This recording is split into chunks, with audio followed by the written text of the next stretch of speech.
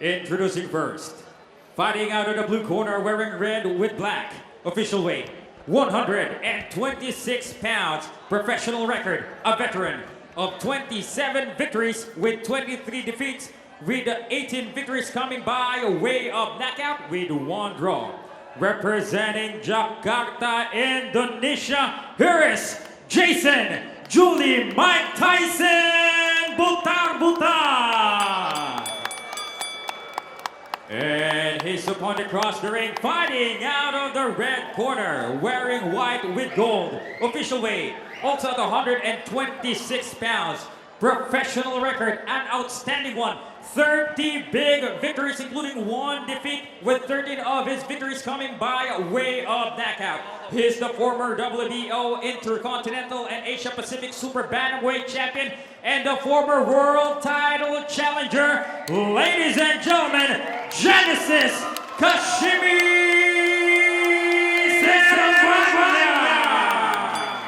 Once again, to give instructions, here's referee Virgilio Garcia. Tail of the tape between Genesis Servania and Jason Butar. 26 years old versus 29 years old, both of them orthodox fighters. Height advantage for Genesis Servania. Well, you saw the ring records. Angat-angat ang experience ni Servania because he's lost only once, while si Butar has lost in 23 fights. But you know, I remember it back in 2006, there was an Indonesian named Butar, Simpson Butar, came to the Philippines, fought in Tagbilaran City against the hometown boy Zara Monsot, and he won by a first-round knockout. So you've got to be wary of these Indonesian fighters surnamed Butar. Black and red for Butar, while Servania in the white and gold. Here we go. A quality fighters in Genesis Servania. Very patient, he picks his punches, looks for the right openings, creates angles. Certainly a world-class fighter and in excellent physical condition. He's coming off a first-round knockout over Kitty Sawat last December, and that was his 4th fight in Japan, all victories in the land of the rising sun. Of course, has only lost once to Oscar Valdez, like you mentioned at the top of the coverage, Dean. So you know that Genesis really wants to prove that he belongs at that top level of competition. Butar, he can't sell it short. His last 2 fights, he won by knockout in Jakarta. He's been around, he's fought in Korea, he's fought in Thailand, Australia, Japan, the Philippines, and Australia. With a moniker like Mike Tyson, you hope that he can prove true to the nickname. Flurry blocked away. Tries to fire back. And the referee breaks up the clinch. Servania looking very springy, very spry. I think he's looking very confident, James. The way he's moving around the ring, blocking those shots, the Butar with relative ease, parrying those blows. And trying to backstep the Dean. And dictating the pace with that jab. Butar trying to get in the defense, but guard up. Para kay Genesis Servania, bobbing and weaving his way, backing him into a corner. 2-punch combination, and then Butar fires back. Nothing there from Butar, those punches being caught in the gloves of Servania. Nice connection by Genesis Servania, counter jab. And we're looking for a body assault here from Servania. That's what the Sugar Man from Bacolod is known for. What a sweet way to put it. Yeah. Under a minute remaining in round number 1. Servania again, backing him into a corner. And Butar using some good foot movement, moving side to side. I think he's very wary of the punching power in Genesis Servania. So he's fighting very defensively at this stage. Servania moving in, coming close. Still not finding the distance for his shots. Good job by Butar, stepping away from the assault. Genesis Servania, 10-second warning in round number 1.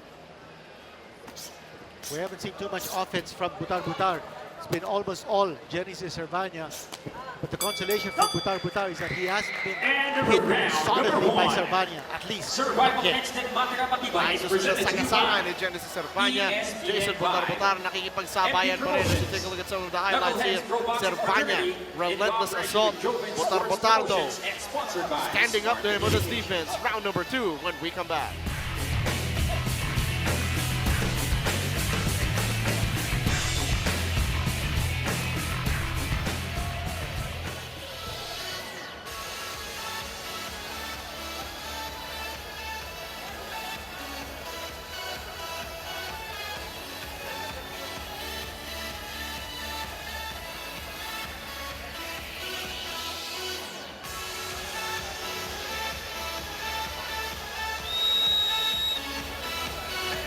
Second down. Back inside the Sky Dome in SM North EDSA here in Quezon City. Round number 2 sa pagitan ni Genesis Servania at ni Jason Butar. Maraming salamat for joining us here on Survival number Instinct. Matira Matibay. Ako po si James Velasquez with the Dean Kenito Henson. Both fighters being very aggressive in round number 1. When you hope the accuracy picks up here in round number 2. Here's Servania going to the body. As what we predicted in round number 1. He's got to sustain that attack to the body of Butar because masyado magalaw ito si Butar.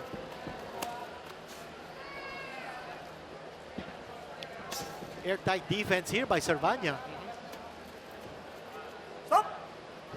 Tried to be pinned down by Butar, but clinch broken up. Third man in the ring, Vio Garcia. A veteran doing an excellent job as usual. Servania though staying very active, Dean, firing 2 3-punch combinations. Still looking to find his distance. Nakakawala si Butar. Butar trying to go to the body. Now, obviously, Butar is not going to engage Servania in a slugfest. So he's moving away, throwing that left jab, but it's a very ineffective left jab on the part of Butar. He's just staying away. Every time na nakakalapit si Servania, gagalaw siya. Iiwas siya. Double body shot from Genesis Servania, followed by hook to the top. Uppercut from Butar. Airtight guard. Para kay Servania, goes back to the body. That's the thing that you've been asking for, the Dean. And Servania realizing that body attack will slow down ang kanyang kalaban.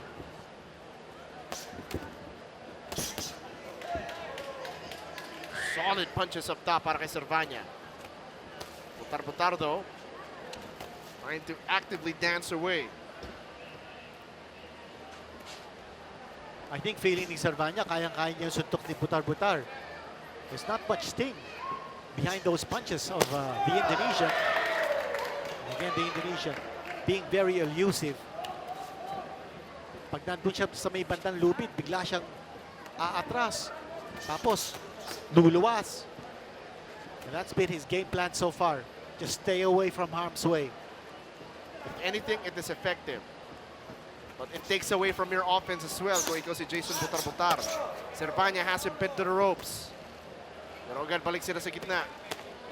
Oh, good body shot from Butar. Servania very focused. If you look into his eyes, that look of determination is very evident. And second warning. Servania tries to fire away, tries to finish with a flirty. Lumalayo ulit, lumuluwas si Jason Butar and then magtatapos ang second round. Jason Servania still dictating the pace with his work rate, with his aggressiveness. Jason Butar takes some deep breaths. But Genesis Servania has to find a way right now, Dean, to cut off the escape angles of Jason Butar. Well, he's been able to dominate this fight so far. Nakuha niya yung dalawang first 2 rounds. The problem is he's not been able to land consistently kasi masyadong magalaw yung kanyang kalaban. And you're so right, he needs to pin down Butar para hindi siya masyadong makagalaw. And those ropes, si Butar certainly knows how to slide away from those ropes. Maybe it's better for Genesis Servania to push him into a corner where it'll be a little more difficult for Butar to move away.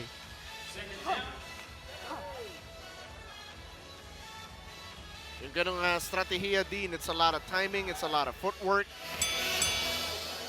Round number 3. So you begin round number 3. We thank you again for joining us here on Survival Instinct. Matira, Matibay. James Velasquez po ang inyong lingkod kasama si Dadine Ganito Henson.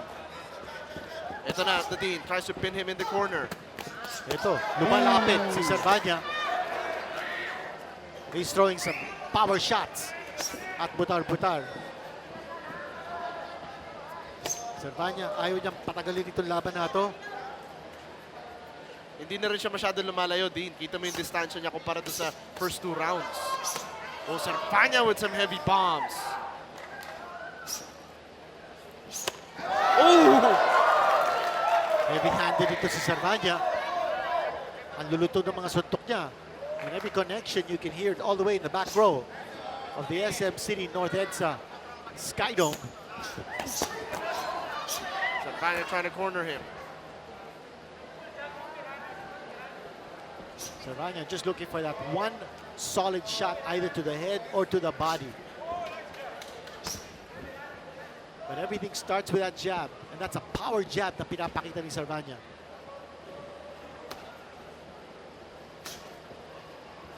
Servania's been jabbing to the body now, Dean. Yeah. You know, anything to slow down Butar. And Butar again going to his bicycle and moving away. No simultaneous hit, tinamaan doon si Servania. You know, Servania baka, you know, an adjustment in his strategy here is, ano kaya kung magpasuntok na lang siya, no? Bring down his guard, have Butar come in. He wants Butar to engage him para makasuntok siya ng solid. And again, jab to the body. Yeah. And the way this fight is going, it might last the distance. Hindi maabutan ni Servania si Butar who's fighting very defensively. Again, sliding off those ropes is Butar. Servania wants to pin him towards a corner. Hindi naman nagpapakanto si Butar.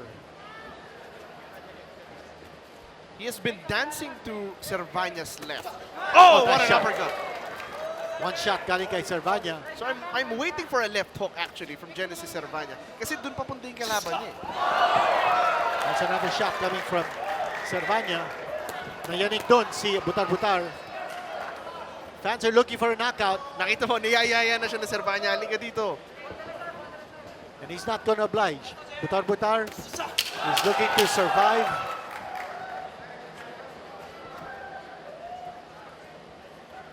Servania trying to be more aggressive. Butar, big swing and a miss. Another explosive round for Genesis Servania. Looking to give Butar his exodus from the ring. And Servania fighting like a revelation.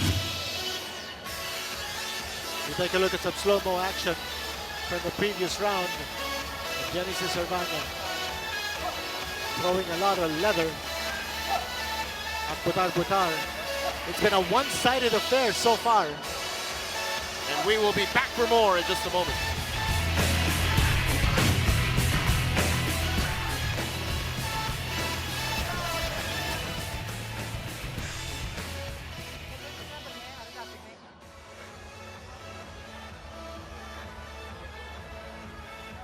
Okay? Focus. Follow na. Second down.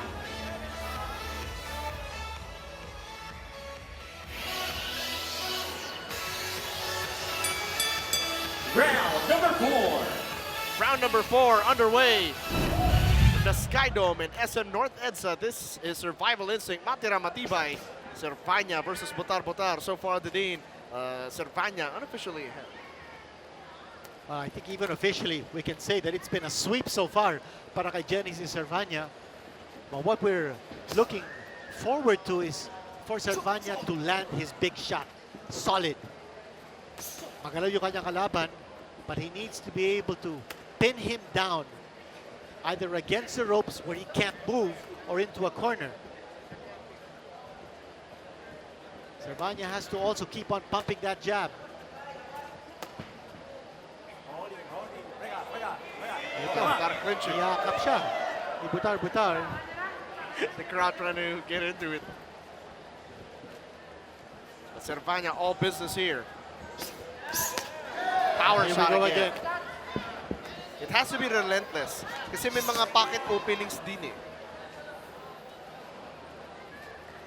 Well, Servania is not going to his jab as much now, and I think it's because he wants to bring Butar Butar towards him.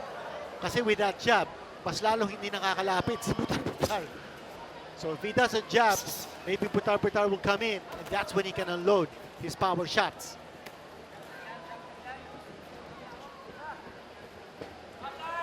What you don't want to be is get frustrated. If you're Servania, you need to just stay the course. Eto, got him in the corner. Malis na naman. Madulas na itong kalaban ni Servania. No, uppercut by Butar Butar. That one connects.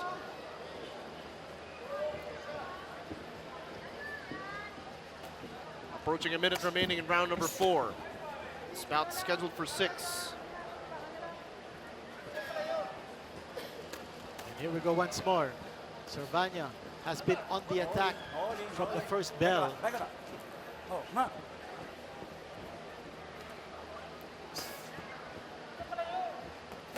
So Servania left hook.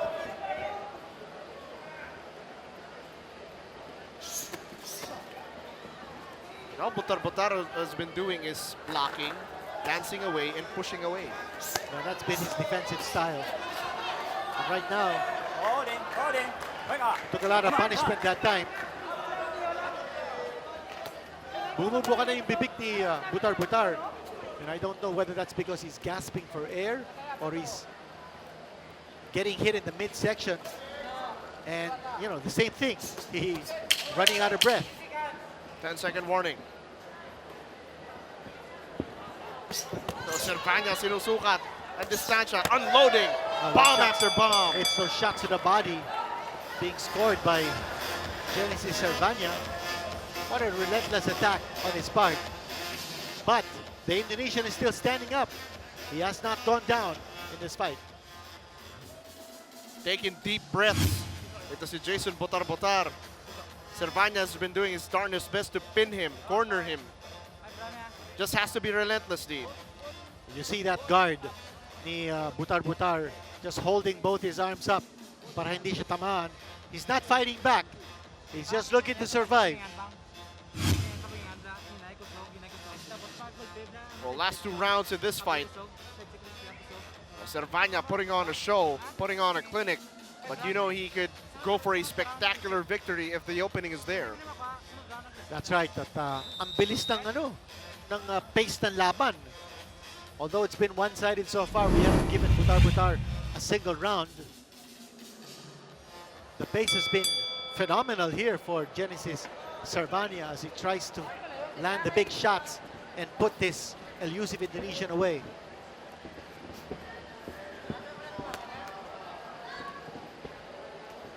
Servania again, going for the body, digging deep. Poking up top. And the Indonesian claiming that I don't think that was a butt at all. Tinamaan siya ng magandang suntok galing kay Servania, but he turned his back away.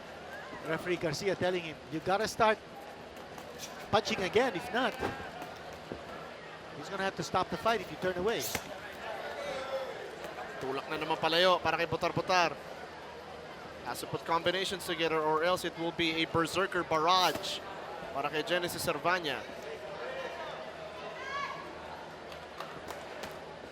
Here comes Genesis, going to the body, digging, going up top. Kaya niya yung mga suntok ng Indonesia. Walang din. This Indonesian has scored 11 knockouts. Or rather 18 knockouts in 27 wins. But he's been knocked out in 11 fights. Here's Servania! Puts him down! Barrage of punches to the midsection. Ito yung sinasabi natin. Right from the top of our coverage. That's Servania's mode of attack. He goes to the body and brought the Indonesian down to his knees. Here we go once more. Would he be going for the kill? Genesis. Body, head. Butar fighting back. It's the shot to the body, doing a lot of damage on Butar. Ooh, another one! Shot. Knocks him Oh, down! look at him. Look at the way he's writhing in pain. He got it on the ribs. Hindi na dapat bilangan yan.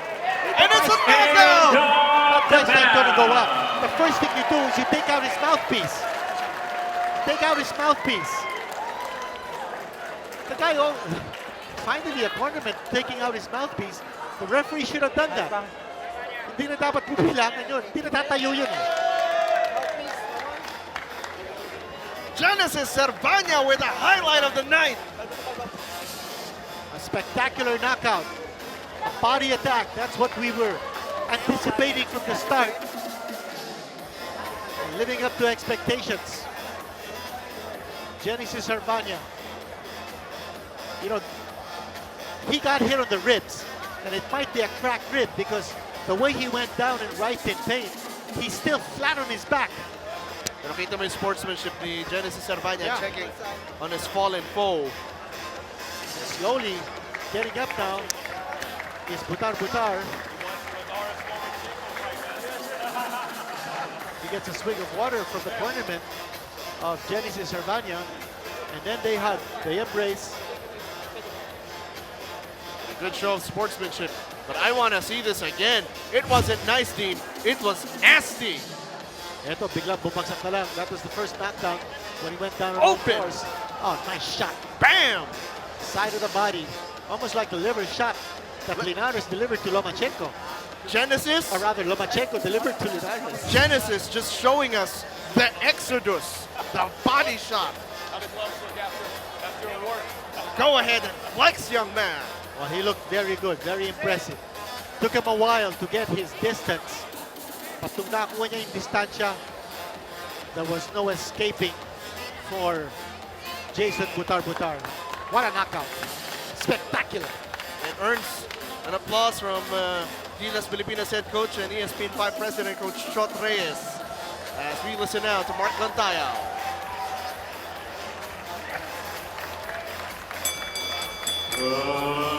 Ladies and gentlemen, after 2 minutes and 4 seconds of the 5th round, we have a winner by knockout, Genesis Kashimi Servania.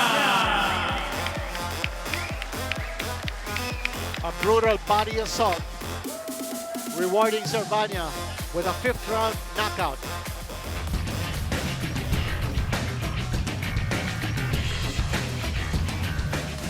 Welcome back to Survival Instinct Matira Matibay.